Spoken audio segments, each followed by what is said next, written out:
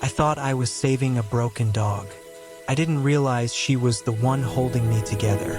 The intake shelter sits on the edge of town where the pavement cracks and the streetlights end. Most people drive past without slowing down. I've been volunteering there for 6 months, and I still hated walking through that front door. It was a Tuesday, raining, the kind of cold that seeps through your jacket and settles in your bones. The call came in around 4 p.m., rural area, abandoned dog, property owner wanted it gone by nightfall. I grabbed the transport crate from the supply closet, the one with the broken latch we kept meaning to replace, and headed out. Here's what nobody tells you about shelter work. You think you're prepared. You think you've seen enough to stay detached, to keep that professional distance everyone talks about. You think you can separate the animal from the story. You can't. When I pulled up to that property, I saw her immediately. A mud-streaked shape pressed against a collapsing shed, thin enough that I could count her ribs from 20 feet away. She wasn't moving. For a second, I thought I was too late. Then her head lifted, just barely, just enough. Winnie's eyes locked onto mine, and I felt something crack open in my chest. Not panic, not fear, something quieter, something that whispered, "This one's different." She didn't bark when I approached, didn't growl, didn't scramble backward or show teeth. She just watched, like she was measuring whether I was worth the energy it would take to hope again. I knelt in the mud, rain soaking through my jeans, and opened the crate door. "Hey girl," I said softly. "Let's get you somewhere warm." She didn't move toward me. She didn't move away. She simply waited, trembling, exhausted, surrendered. When I finally lifted her into the crate, she weighed almost nothing. Her body was cold. Her heartbeat was rapid and weak against my palm. Back at the shelter, under the fluorescent lights, Winnie looked worse. Before we dive deeper into Winnie's story, quick challenge. Can we get 100 comments from people watching this right now? Drop your location below and hit that like button. Let's see if the quiet dog lovers can be loud for once.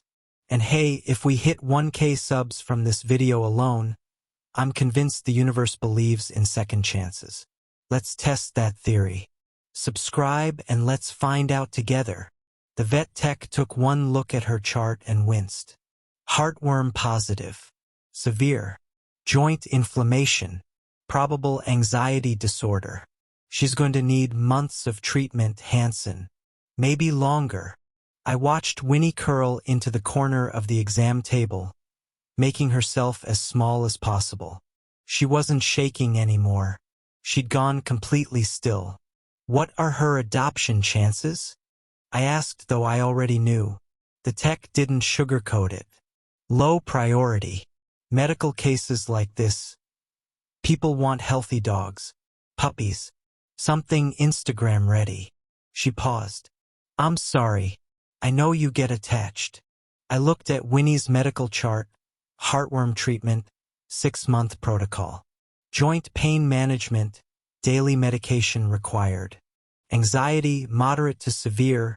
Ongoing monitoring needed. Behavioral assessment. Withdrawn. Non-responsive to stimuli. Adoption recommendation. Experienced handler. Quiet home. Medical commitment. The shelter stamped it. Low priority placement. That night, Winnie was moved to the back kennels. The ones volunteers don't walk potential adopters past. The ones where dogs go when they're waiting for someone who might never come. I went home, made dinner, stared at my apartment walls. I lasted 48 hours. She's foster only right now, the shelter director said when I came back. Medical treatment has to stabilize first. You understand what you're signing up for? I nodded. I didn't understand. Not yet. When I brought Winnie home that Friday evening, I'd prepared everything. Bought a memory foam orthopedic dog bed, the kind with supportive bolsters that cradle joint pain. Set it up in the warmest corner of my living room, away from drafts. Stocked up on the medications, heartworm pills, anti-inflammatory supplements, calming treats recommended for anxious rescues. I even got her a soft fleece blanket and a comfort toy, one of those heartbeat simulators that's supposed to soothe dogs who've known abandonment. Winnie sniffed the bed once, circled twice, and collapsed. She slept for 14 hours straight. Week 1, Winnie sleeps. Week 2, Winnie sleeps. Week 3, I start to panic. My friend Sarah came over, took one look at Winnie curled motionless on her orthopedic bed and asked, "Is she okay?" "She doesn't really do anything. She's healing," I said, defensive. "I know, but—" Sarah hesitated. "She doesn't even react when you come home. Maybe the medication is too strong, or maybe she needs more stimulation." I didn't have an answer. The forum said recovery looks different for every dog. The vet said her lethargy was normal given the heartworm treatment protocol. The shelter said to give it time. But late at night, watching Winnie breathe slowly in her bed, I wondered, what if love isn't enough? What if she's too broken? Then something started happening that the medical charts couldn't explain. Week 4. I came home from a brutal shift at work, the kind where nothing goes right and you question every choice you've made. I didn't cry. I didn't call anyone. I just sat on the floor, back against the couch, staring at nothing. Winnie lifted her head from her bed. Slowly, carefully. She watched me for a long moment. Then she stood, crossed the room, and pressed her body against my side. Not jumping, not licking, not demanding attention. Just there. Her weight was solid, warm, steady. I put my hand on her breathing and felt her breathing sync with mine. We sat like that for 20 minutes, maybe longer. Time stopped meaning anything. When I finally moved, Winnie didn't follow me around anxiously. She didn't whine when I got up. She simply returned to her orthopedic bed, circled once, and lay back down. But something had shifted, kept happening. Not every day, not predictably, but Winnie started noticing things I didn't say out loud. Bad phone call? She'd move closer. Restless night? She'd wake, reposition herself where she could see me. Frustration building? She'd appear beside my chair, quiet and certain. My friend Marcus visited and watched Winnie track my movements without seeming to move. "That's not normal," he said. "It's like she's reading your emotions." The vet says dogs can sense changes in body language. "Hanson," Marcus cut me off. "That dog knows you better than you know yourself." Month 3. The heartworm treatment cleared. Joint inflammation reduced. Anxiety markers improved. Winnie's medical chart got stamped. Cleared for adoption. The shelter called. "We've got applications coming in." People saw her photos online. Now that she's healthier, she's getting attention. "We need your fostering space for the next emergency case." My stomach dropped. "Of course," I heard myself say. "When do you need her back?" 2 weeks. I hung up and looked at Winnie. She was lying in her bed, the orthopedic one that had molded to her body over 3 months. Her medications were organized in the weekly pill container on my counter. Her comfort toy sat untouched but present. Her fleece blanket smelled like both of us now. The apartment wasn't just set up for a foster dog anymore. It was set up for her. The applications arrived. I read them like someone reviewing evidence at a trial. Coupled with a fenced yard. Experience with medical needs dogs. 2 other rescue dogs currently. References are excellent. Single professional. I work from home. Looking for a calm companion. Financially stable. Vet relationship established. Retired teacher. Lost her senior dog last year. I want to give another dog a second chance. They were all good. They were all qualified. They would all love Winnie. But none of them had sat on the floor at 2 a.m. organizing her medications while she slept peacefully nearby. None of them had watched her slowly remember that humans could be safe. None of them had felt her choose them over and over without words. That's when I started going through the paperwork. The vet receipts. The medication schedules. The notes I'd been keeping about Winnie's progress. Week 1. Sleeps constantly. Won't eat unless food is placed directly in front of bed. Week 4. Made eye contact for the first time. Lasted 3 seconds. Week 7. Responded to her name. Small tail movement. Week 10. Pressed against me during difficult moments. Initiated contact. I'd been documenting her healing. What I hadn't noticed was how my own notes had changed. The earlier ones were clinical, detached, observational. The later ones were personal, connected, grateful. Winnie hadn't just recovered in my home. She'd become my home. And sitting there at midnight, surrounded by the quiet evidence of 3 months spent learning each other, I realized something that broke me and remade me at the same time. I wasn't fostering Winnie. I'd never been fostering Winnie.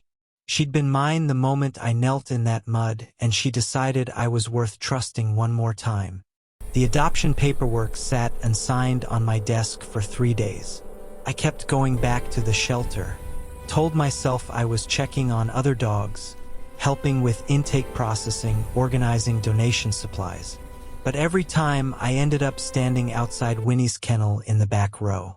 She never came to the gate when I approached, never wagged her tail, never performed the desperate enthusiasm that made other dogs so adoptable.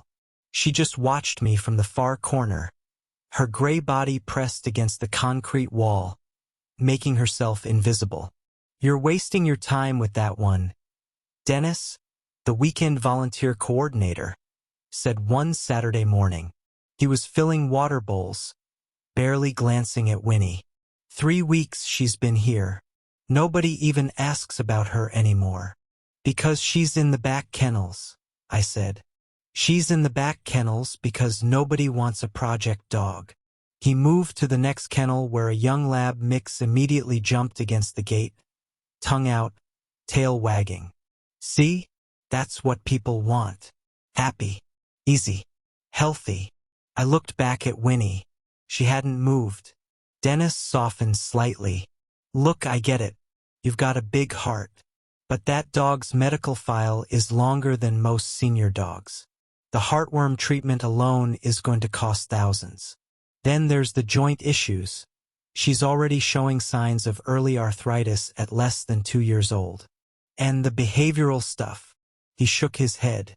"Severe anxiety, possible trauma response, non-social, unwilling to engage."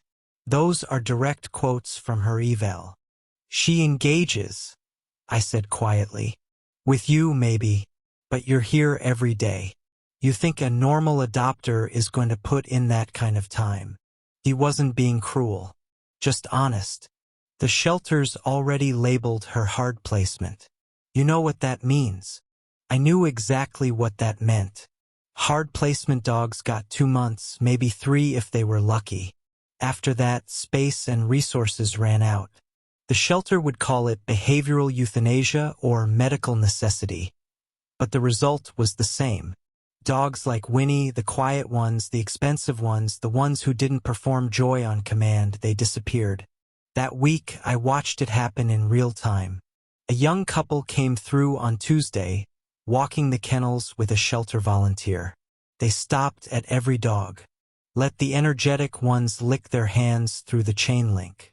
Laughed at the puppies tumbling over each other. Took photos of the prettiest ones.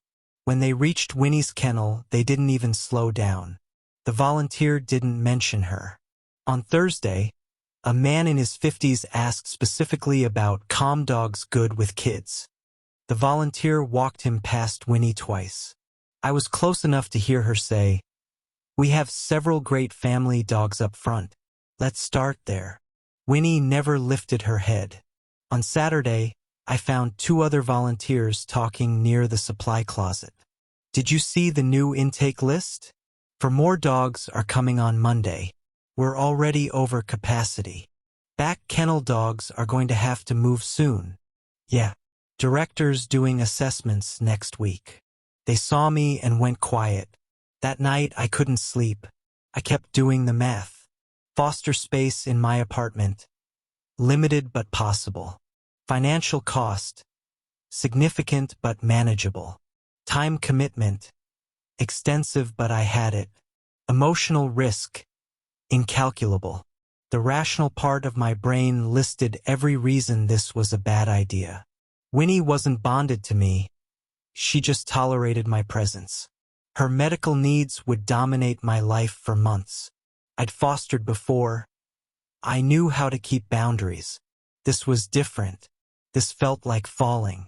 The irrational part of my brain remembered her eyes in the rain. Sunday morning, I walked into the shelter director's office before I could change my mind. I want to foster Winnie, I said. Temporary. Just until she's stable enough for a real adoption. The director, Maria, looked up from her computer. She'd been running this shelter for 15 years. She'd seen every kind of volunteer, every kind of attachment, every kind of heartbreak. Are you sure about this, Hanson? That dog's going to need serious commitment. Medical management, behavioral work, and patience most people don't have. Temporary? I repeated, like saying it out loud would make it true. Maria pulled up Winnie's file, scrolled through the medical notes, the behavioral observations, the failed meet and greets. She's cleared for medical foster care.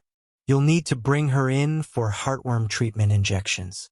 Weekly at first, then monthly. You'll need to keep her calm. No running, no excitement, no stress. Joint supplements twice daily. Anxiety medication as needed. She paused. And if you find a good placement for her, you have to let her go. That's the deal. I understand. Temporary, Maria said, watching my face. Temporary, I agreed. We both knew I was lying. An hour later, I stood outside Winnie's kennel with a leash and the same transport crate I'd used to bring her in. The shelter was loud around us. Dogs barking, volunteers calling to each other, the industrial washing machines running in the back. Winnie lifted her head when she saw me. Not excited, not hopeful, just aware. Come on, girl, I said softly, opening the kennel door. Let's go home. She stood slowly, stiff joints making her movements careful. I walked to the front of the kennel without hesitation. Let me clip the leash to her collar. Didn't pull. Didn't resist. Just followed me down the hallway, past the front kennels where other dogs pressed against gates and barked for attention, past the lobby where a family was filling out paperwork for a golden retriever puppy, past the front desk where Maria watched us leave with an expression I couldn't quite read. When I opened my car door, Winnie climbed into the back seat and lay down immediately, not curled up, not looking around, just compliant. I sat in the driver's seat for a long moment, hands on the steering wheel, looking at her in the rearview mirror. She wasn't celebrating her freedom. She wasn't even acknowledging it. Winnie had learned that hope was expensive, and she couldn't afford it anymore. I started the engine and pulled out of the shelter parking lot. Neither of us knew yet that everything was about to change. The first thing Winnie did in my apartment was find the darkest corner and stop moving. I'd set up her orthopedic bed by the living room window. Good natural light, view of the street, close to where I spent most of my time. I thought she'd want to see me. Thought proximity would help her feel safe. She walked past it without a glance, moved behind the armchair in the far corner where the heating vent created a pocket of warmth, and lay down facing the wall. She stayed there for 6 hours. Winnie, I called softly around midnight. You thirsty girl? Nothing. Not even an ear twitch. I filled her water bowl and placed it near her corner. Went to bed. When I woke up at 3 a.m. to check on her, the water was untouched and Winnie hadn't moved an inch. The first week established a pattern I didn't know how to interpret. Winnie slept 22 hours a day. When she was awake, she'd shift positions slowly, like every movement cost something. She'd drink water when I placed the bowl directly beside her. She'd eat small amounts of food if I hand-fed her the first few pieces. She'd follow me outside for bathroom breaks with the mechanical compliance of someone too tired to resist. But she never explored, never sniffed around the apartment, never showed curiosity about anything. The orthopedic bed I'd bought, $75, supportive bolsters, memory foam designed for dogs with joint pain, sat empty across the room.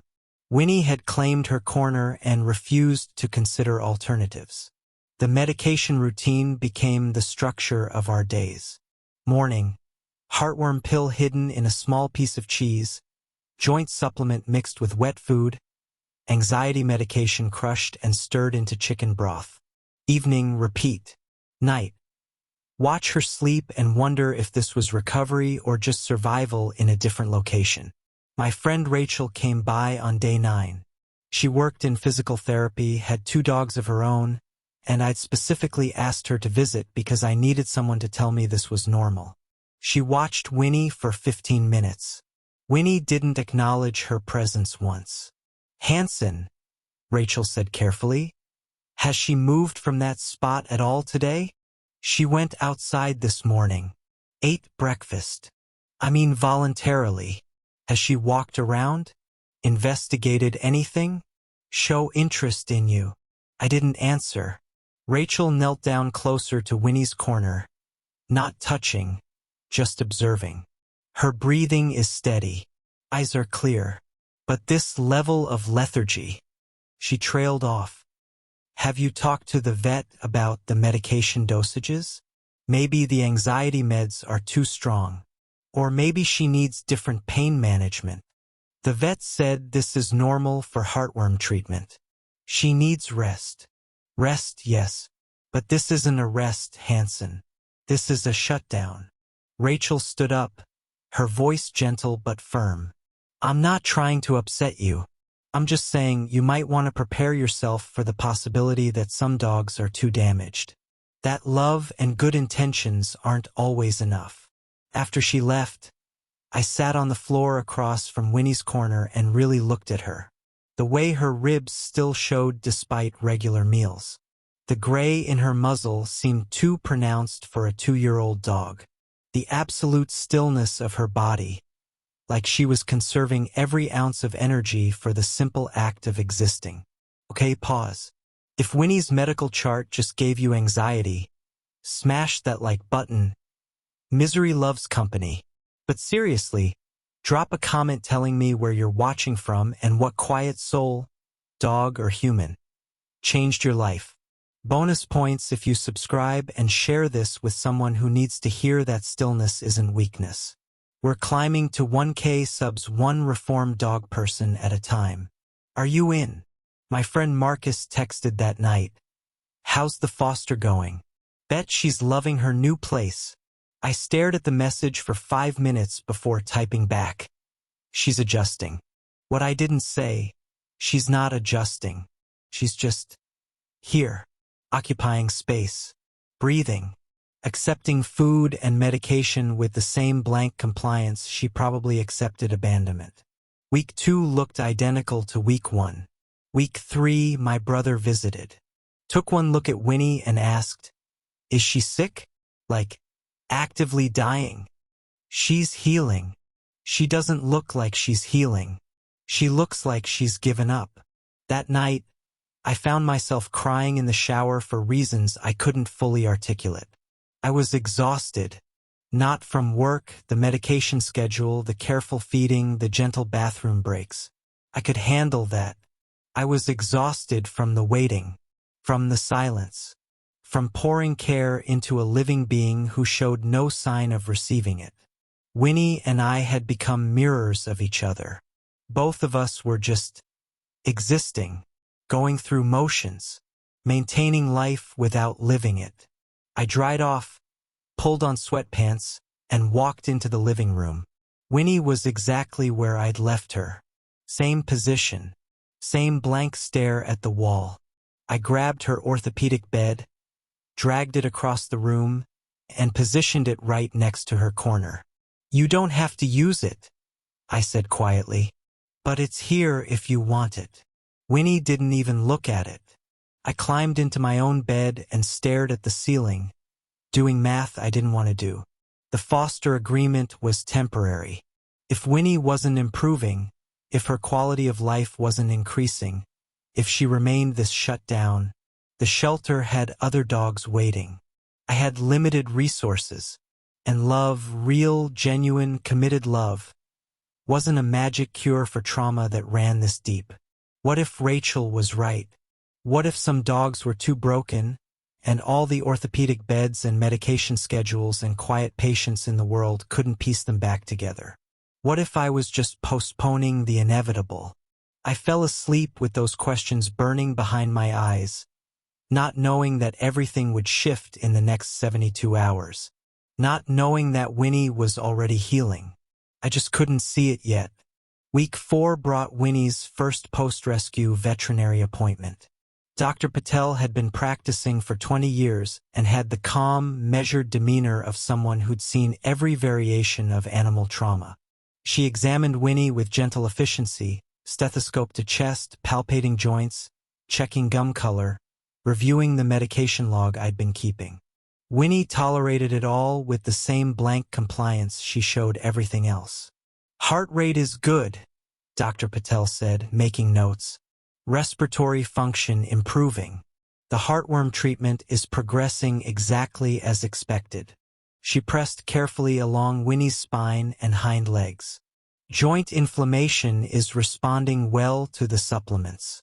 I'd say physically, she's doing better than I anticipated." "She sleeps 22 hours a day," I said. "That's normal.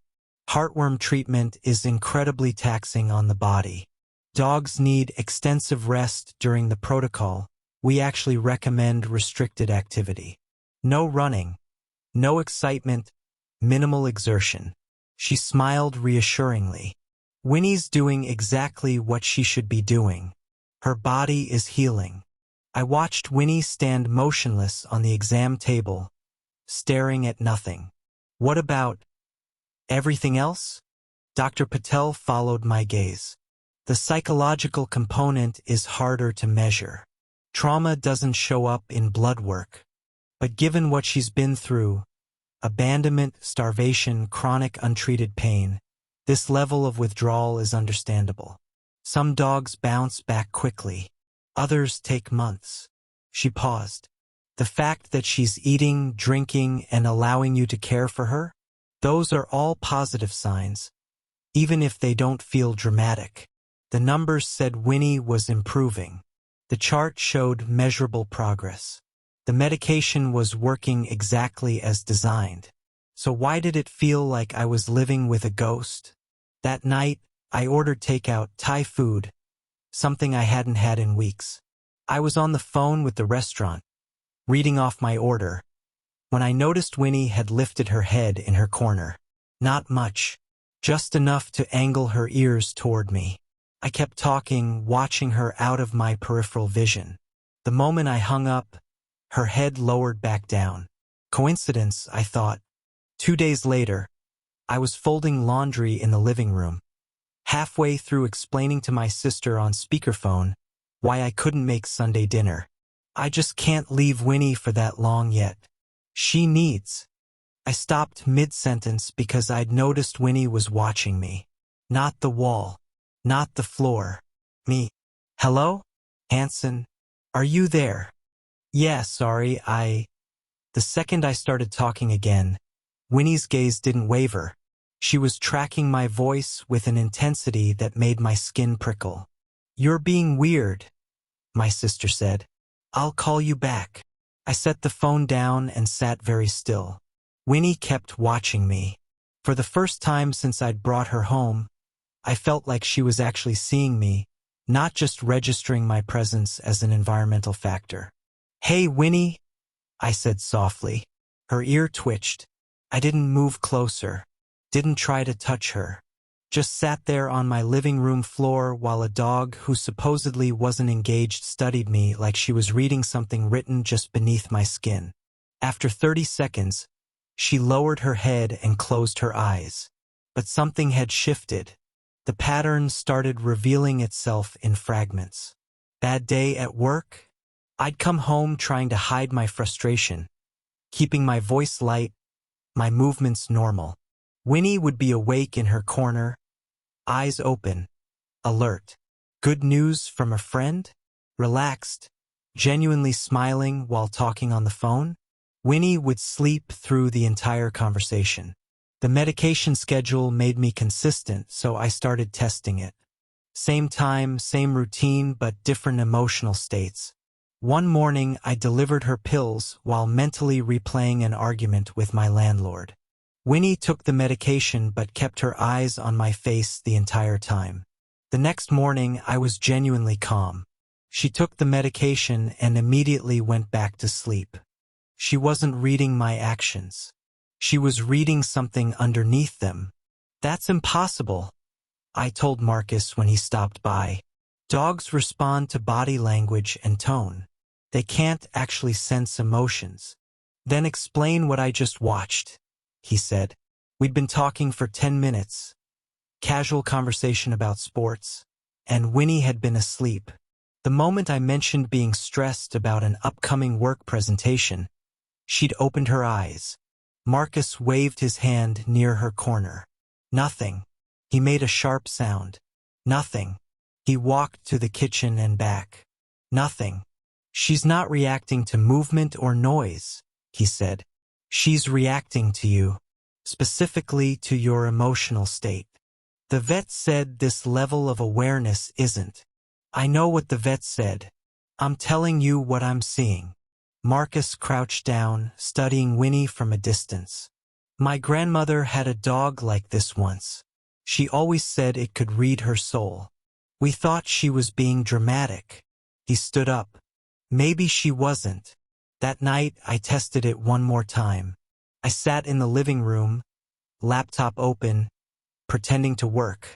But internally, I was spiraling, thinking about Winnie's upcoming adoption applications, the temporary nature of this arrangement, the inevitable moment when I'd have to let her go.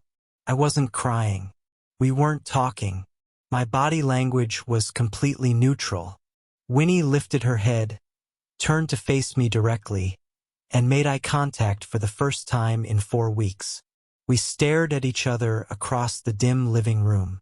Her expression wasn't blank anymore. It was knowing, almost questioning, like she was asking, "Why are you pretending you're okay?" I closed the laptop. "I don't know what you are," I whispered. Winnie held my gaze for another 5 seconds, then slowly lowered her head back down. But she didn't close her eyes. She kept watching me until I finally went to bed, and for the first time since bringing her home, I felt like I wasn't alone in my apartment. I felt seen, and I had absolutely no medical explanation for why. It happened on a Tuesday night in week 6. Nothing dramatic led to it. No crisis, no bad news. Just the accumulated weight of 100 small things that had been stacking up for months. Long before Winnie, long before the shelter, long before I'd convinced myself that helping broken things would somehow fix whatever was fractured in me. I'd been holding it together through routine. Wake up, medications, work, medications, sleep, repeat. The structure kept me functional, keeps moving forward. But that night, the structure wasn't enough. I came home after a shift where everything went wrong in small, unremarkable ways. Miscommunication with a coworker, an email I'd misread, a meeting that ran 2 hours long for no reason. The kind of day that doesn't qualify as trauma but leaves you feeling scraped raw anyway. I fed Winnie her evening medications. She took them without resistance, same as always. I heated up leftover soup I didn't remember making. ate 3 spoonfuls standing at the counter, put the rest away. Then I sat down on the living room floor, back against the couch, and felt everything I'd been pushing down for 6 weeks. Maybe 6 months, maybe longer, rise up in my throat. I wasn't crying. I was just still, hollowed out, staring at nothing the way Winnie had stared at walls for weeks. The apartment was quiet except for the hum of the refrigerator and distant traffic outside. My phone buzzed somewhere in another room. I didn't move to check it. I don't know how long I sat there. Time stopped meaning anything. Then I felt warmth against my right side. I turned my head slowly, almost afraid the movement would break whatever was happening. Winnie had left her corner. She'd crossed the entire living room, something she'd never done voluntarily, and was pressed against me, her full weight leaning into my ribs. Not sitting, not lying down, just standing there, solid and warm, her body a steady pressure against mine. I didn't reach for her, didn't try to pet her or speak. I was afraid that any reaction from me would send her back to her corner, back to her walls, back to the safety of distance. So I just sat there, and she just stood there, and neither of us moved. Minutes passed, maybe 10, maybe 30. My breathing started to sync with hers, slow, deep, rhythmic. The tightness in my chest began to ease, not because anything had changed about my day or my life or the endless small fractures I'd been ignoring, but because for the first time in longer than I could remember, I wasn't carrying it alone. Winnie shifted slightly, adjusting her weight so more of her body pressed against mine. Still not demanding anything, not seeking attention or comfort for herself, just offering her presence like an anchor in still water. My hand moved without conscious decision, coming to rest on her back. She didn't flinch, didn't pull away. Her warmth seeped through my palm, steady and certain. "I don't know what I'm doing," I whispered into the quiet apartment. Winnie's breathing didn't change. She just stayed. More time passed, impossible to measure, impossible to care about measuring. The light in the room shifted from evening gold to blue dusk to the deeper darkness of full night. I should have gotten up, should have finished the dishes, responded to messages, prepared for tomorrow. I didn't move, neither did Winnie. At some point, my other hand joined the first, both palms resting on her back, feeling the rise and fall of her breathing, the warmth of her body, the absolute steadiness of her presence. She wasn't trembling anymore. I wasn't anxious, wasn't shut down. She was just here, fully here, more present than she'd been since the moment I'd found her in the rain. And I realized something that I wasn't ready to name yet, something that was forming in the space between us like a truth too big to speak out loud. I hadn't rescued Winnie, or maybe I had, but that wasn't the whole story. Because right now, in this quiet apartment with my back against the couch and a dog who'd stopped trusting the world pressed against my side, I understood that rescue wasn't a one-way transaction. Winnie wasn't waiting to be saved anymore. She was doing the saving. The thought should have broken me. Instead, it held me together. We stayed like that until my legs went numb and then beyond. Until the city outside went quiet. Until the only sound was our synchronized breathing and the soft rhythm of her heartbeat against my ribs. Wait, did that just hit differently? If you felt that moment when Winnie pressed against me during my worst day, drop paw prints in the comments and tell me your city. The algorithm thinks nobody cares about quiet healing, but I think it's wrong. Let's prove it. Like, subscribe, share this with your most emotionally intelligent friend. We're building a tribe of people who get it. 1K subs equals validation that the world needs more Winnies. When I finally moved, slowly, carefully, Winnie didn't retreat to her corner. She walked with me to my bedroom, waited while I brushed my teeth, and when I climbed into bed, she settled on the floor right beside me. Not on the orthopedic bed I'd bought her. Not in her claimed corner. Right there. Close enough that if I reached down, I could touch her. I left my hand hanging over the edge of the mattress. After a moment, I felt the warmth of her body shift closer. We fell asleep like that, my fingers barely grazing her fur, her breathing steady and sure in the darkness. And for the first time in longer than I could remember, I slept through the entire night. No nightmares. No waking at 3 a.m. No lying in the dark cataloging everything that was wrong. Just sleep, deep and dreamless and safe. Because Winnie was there. And somehow that was enough. The call from the shelter came 3 days after that night on the living room floor. Winnie's cleared for adoption, Maria said. Her voice was warm, professional, exactly what it should be. The vet gave final approval. Heartworm treatment is progressing beautifully. She's ready. That's great, I heard myself say. We're already getting inquiries. Her photos online show how much she's improved. People love a transformation story. Maria paused. You've done incredible work, Hanson. She's a completely different dog because of you. I looked across the room. Winnie was lying in a patch of morning sunlight, no longer hiding in her corner. Still calm, still quiet, but present now in a way she hadn't been before. Yeah, I said. She's doing really well. I'll send over the applications as they come in. You can help screen them if you want. Find her the perfect match. After I hung up, I sat with my coffee going cold in my hands, staring at nothing. This was supposed to be good news. The applications started arriving that afternoon. Experienced with medical needs dogs. Fenced yard. 2 other rescues. Strong references. Work from home professional. Calm household. Financial stability. Looking for exactly this type of dog. Retired couple. Lost their senior dog last year. I want to give another one a loving home. Every single application was perfect. These were good people. People who would love Winnie. People who probably deserved her more than I did. People who'd specifically chosen this path instead of stumbling into it through volunteer work and guilt and inability to walk away. Winnie deserved a real home, not a temporary foster situation with someone still figuring out their own life. That's what I told myself as I printed out the applications and spread them across my kitchen table. But my hands were shaking. It was past midnight when I finally admitted why. The apartment was quiet.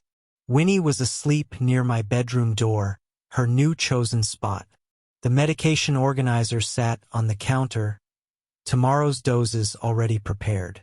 Vet receipts were filed in a folder that had somehow become 3 inches thick. Her orthopedic bed, finally being used, was positioned where she could see me from any room. Everything had a place. Everything had a rhythm. Everything had become ours without me noticing the transformation. I picked up my fostering journal and flipped through the entries. Week 1, clinical observations. Week 3, frustrated questions.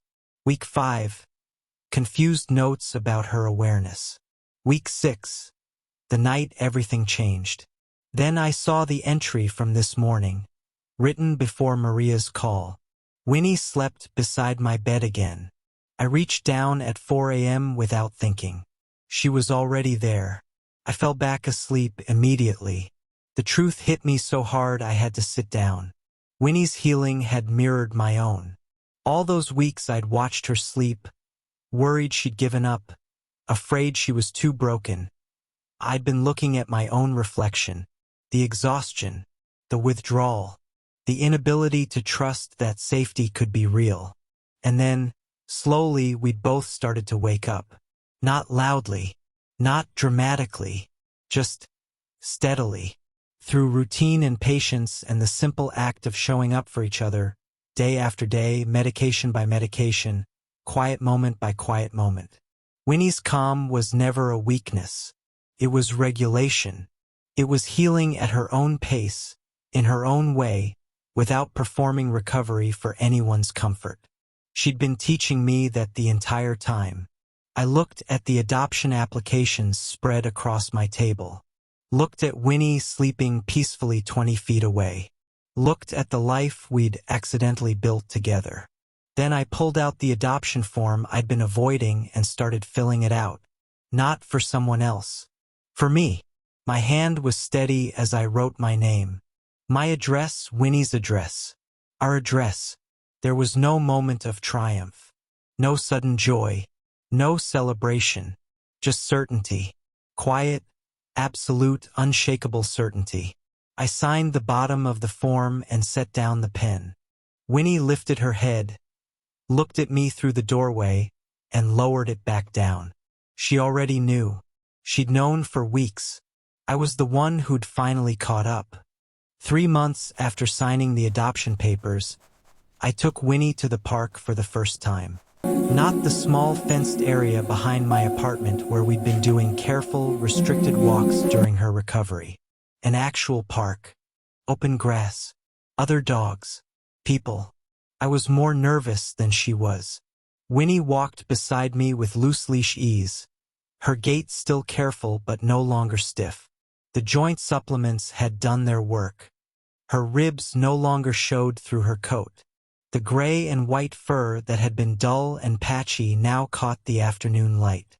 But the physical changes weren't what made people stop and stare. It was the way she carried herself. A woman jogging past slowed down, then stopped completely. "Excuse me," she called out. "What breed is that? She's so regal." I looked down at Winnie. She was sitting calmly at my side, watching the jogger with mild interest but no anxiety. No tension in her body. No fear.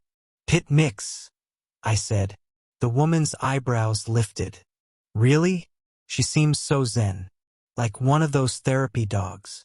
After she jogged away, I knelt beside Winnie and ran my hand along her back. "You hear that, girl? You're zen now." Winnie's tail moved once. A small wag. Still measured. Still calm. Still perfectly, unmistakably Winnie. At the coffee shop the next week, the barista leaned over the counter to look at Winnie waiting patiently outside through the window. "That's your dog? She hasn't moved an inch. Is she okay?" "She's perfect," I said, and meant it. What people saw as stillness, I now understood as centered presence. What looked like low energy was actually emotional regulation. Winnie didn't need to perform excitement or beg for attention because she was secure enough not to need constant validation. She knew who she was. She knew where she belonged. The confidence came through in subtle ways. Eye contact that lasted longer. Willingness to investigate new environments. The way she'd lean into strangers who approached gently but maintained boundaries with those who moved too fast or loud. My friend Sarah visited again, the one who'd suggested I might need to prepare for Winnie being too damaged. She watched Winnie greet her with calm acknowledgement, then settle on her bed without hovering or seeking attention. "I was wrong," Sarah said quietly. "I thought she was shut down, but she's just self-possessed. That's rare." "She always was," I said. "I just couldn't see it yet." What I'd mistaken for brokenness was actually wisdom. What looked like weakness was incredible strength. Winnie had survived abandonment, neglect, and chronic pain, and instead of becoming reactive or desperate, she'd learned stillness. She'd learned to trust herself first. And once she'd decided I was trustworthy, she'd extended that trust to me. Not through performance, but through presence. Marcus came by one evening and watched Winnie track my mood without seeming to watch me at all. "You two have your own language now," he observed. He was right. We did. A shift in my breathing, and Winnie would lift her head. A long day, and she'd position herself closer. Good news, and she'd stay relaxed on her bed, letting me have my joy without needing to be part of it. She didn't need me to need her. She just needed to be there when I did. That's when I realized I was ready to go back. Not to drop her off. Not to second-guess my decision. But to close the circle. To see the place where our story began now that I understood how it had changed us both. "Want to go for a ride?" I asked Winnie one Saturday morning. She stood, stretched carefully, and walked to the door. We drove across town in comfortable silence, my hand resting on her back at red lights, her breathing steady and sure. When I pulled into the shelter parking lot, Winnie's ears perked forward. She remembered this place, but she wasn't afraid of it anymore. Neither was I. The shelter looked exactly the same. Same cracked pavement in the parking lot. Same faded sign by the entrance. Same sounds spilling through the doors. Barking, metal gates clanging, volunteers calling to each other over the noise. Winnie walked beside me through the front entrance, leash loose, her body relaxed but aware.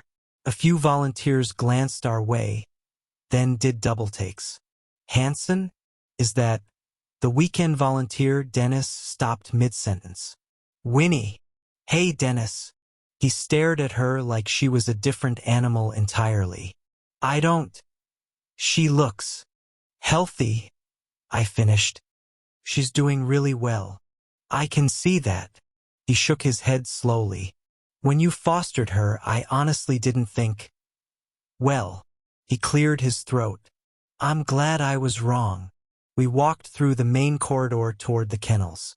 Maria spotted us from her office and came out, her face breaking into a genuine smile.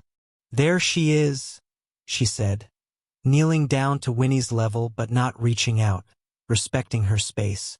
Winnie took 2 steps forward and sniffed Maria's extended hand, accepted a gentle touch on her head, stepped back calmly. "She's beautiful, Hanson. I mean it. This is exactly what we hope for. I wanted to bring her back. Let her see it's not a place she has to fear anymore." Maria's expression softened. "And maybe let yourself see that too?" I didn't answer, but we both knew she was right. The kennel area was full, always full. Maria walked us through slowly, pointing out new arrivals. A terrier mix bouncing off the walls of his kennel, tongue out, tail wagging frantically. A shepherd puppy pressing against the gate, pawing for attention. A hound mixes howling with enthusiasm every time someone walks past. "These 3 will be adopted by Monday," Maria said. "Applications already coming in." Then we reached the back row. The quiet kennels. The ones that looked the same as they had 4 months ago. An older pit mix in the corner, lying down, watching us pass with tired eyes. A small brown dog curled into a ball, not barking with the others. A greyhound mix standing perfectly still, just observing. "How long?" I asked, nodding toward the brown dog. 5 weeks. She's healthy, sweet, just not very engaging. I felt Winnie shift beside me. Her ears had perked forward. She was looking at the brown dog with something I can only describe as recognition. The brown dog lifted her head slightly, meeting Winnie's gaze. They stared at each other for a long moment. 2 quiet dogs who understood something the loud world didn't. I felt my chest tighten. 6 months ago, that was Winnie in that kennel. That was me walking past, seeing potential adopters choose the performers, the eager ones, the dogs who knew how to sell themselves. "Her name's Maple," Maria said softly. "She's been overlooked 16 times. I wanted to say something.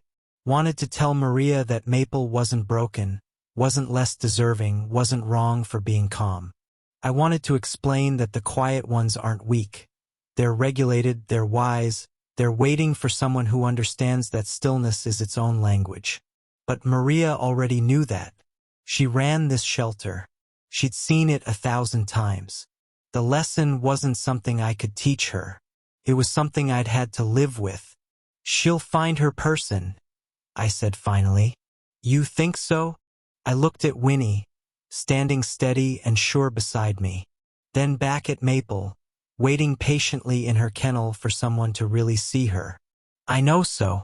It just takes the right person. Someone who's ready to stop looking for what they expect and start seeing what's actually there. Maria smiled sadly. Those people are rare. They are, I agreed. But they exist.